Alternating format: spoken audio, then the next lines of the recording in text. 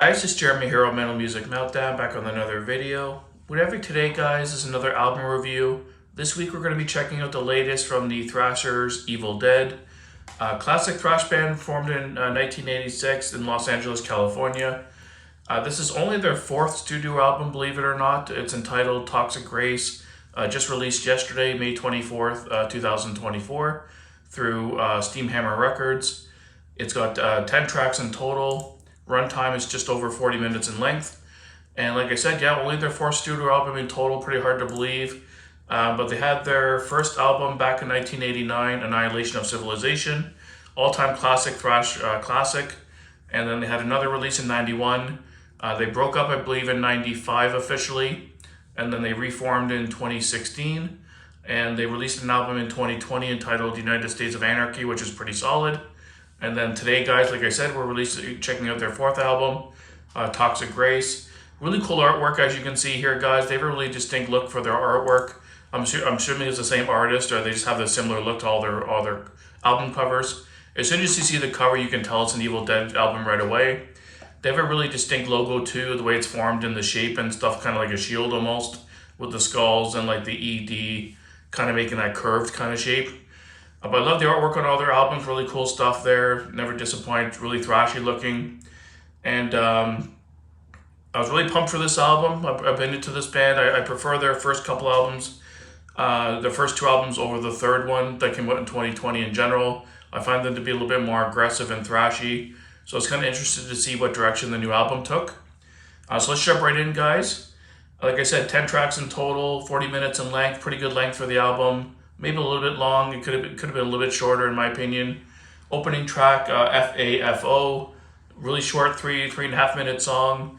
Starts off with this really chuggy riff, really cool stuff, kind of a mid-paced song, and then it breaks into this really cool layering guitar leads, which are really memorable and melodic.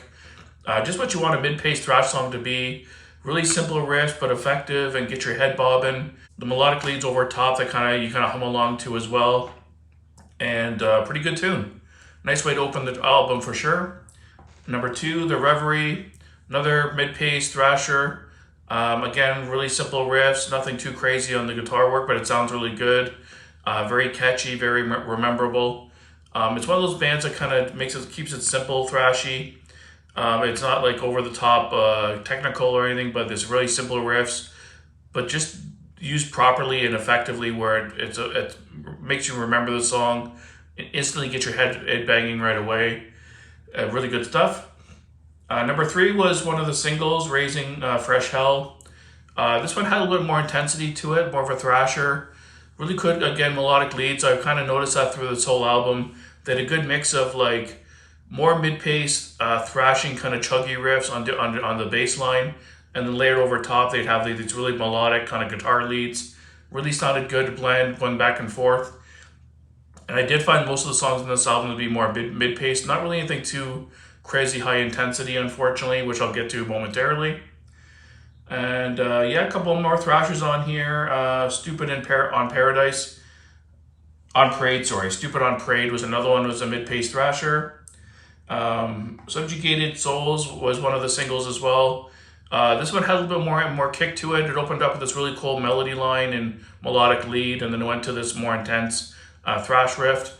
This one was a little bit more intense on the intensity level in terms of tempo, and then midway through the song, it kind of broke down into this more mid-paced kind of thumper, and had a really cool guitar solo halfway through as well. Really squealing, shredding kind of guitar solo. I really liked the solo on that one. Bathe in Fire was a really interesting song. I think that was a single too. It had this really kind of super melodic intro, but kind of doomy sounding almost, or ominous and kind of haunting sounding vibe. And then when his vocals kicked in, it had like a spoken word part, which I didn't personally like as much. This song was kind of a weird song in the lineup of the songs for me. I kind of liked it, but I didn't like it at the same time.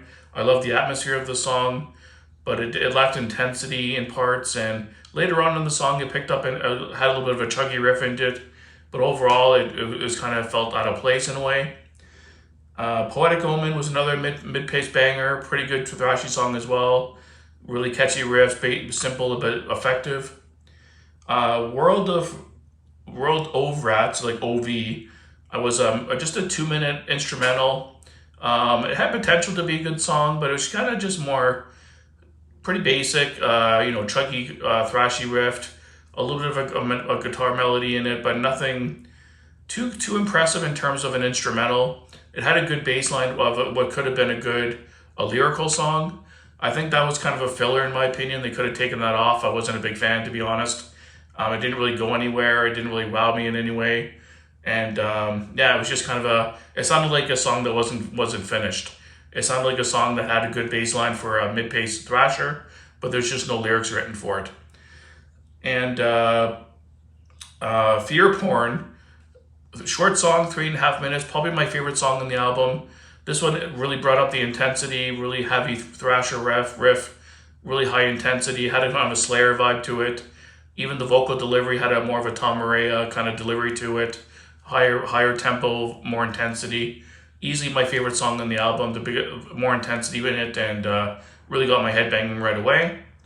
And in my opinion, the last song on the album, the Death and Resurrection Show 2024, Killing Joke cover. I don't like the song at all. I'm sorry, guys. Normally at the end of an album, you want something super epic or to close off an album or crazy intense to be like, wow, what a fucking album that was. But this song just bored me to death. The beginning was like the spoken word part that seemed to go on forever. It had this kind of really simple kind of riff, and I don't know, it just didn't do anything for me. The guitar work was kind of really basic. The only saving grace on this song at the very end, it had this really cool shredding solo in it. But the rest of the song to me was boring, and it didn't really seem to go anywhere. So overall thoughts, production to start, good production, nice and in your face, pretty beefy production. The mix was well mixed, everything was pretty balanced. I couldn't really not hear something. I could hear everything pretty clearly.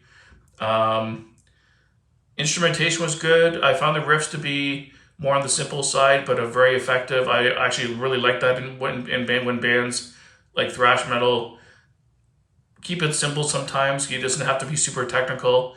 A perfect example is one of my favorite albums of all time is Power Trip's Nightmare Logic.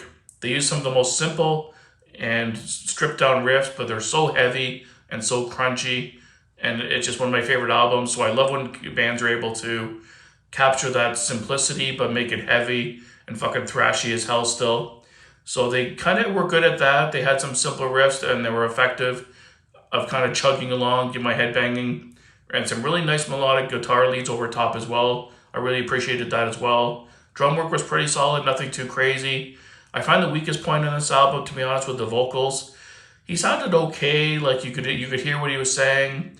I found he had a little bit too much spoken word kind of stuff going on, and his voice was kind of just screaming. It didn't really sound singing. There was one song,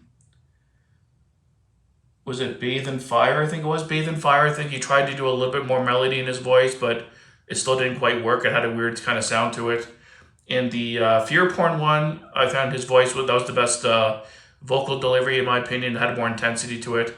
I found his voice to be a little bit flat and just, it needed more gruff or more intensity, to be honest. And it didn't seem to have any kind of distinguishing character to it. Like if you hear Chuck Billy from Testament, he's got that growl and that gruff to him. You know it's Chuck Billy right away. Or Bobby Blitz from Overkill, you know it's Bobby Blitz. He's got that kind of whining thing to his voice. Like this guy just didn't have any character to him. It could have been any guy just kind of, yelling out a thrash song. So I found his vocals to be a little weak, to be honest, kind of mediocre at best. But the riffs definitely made up for it overall. And first half of the album I found to be a little bit stronger overall. The first about 5 tracks were probably stronger than the last 5. But my favorite song was the 9th track on the album overall. I found the last part of the album kind of lost me. Just that one song kind of hit me really hard and caught me off guard. So a little bit front heavy on the album as well.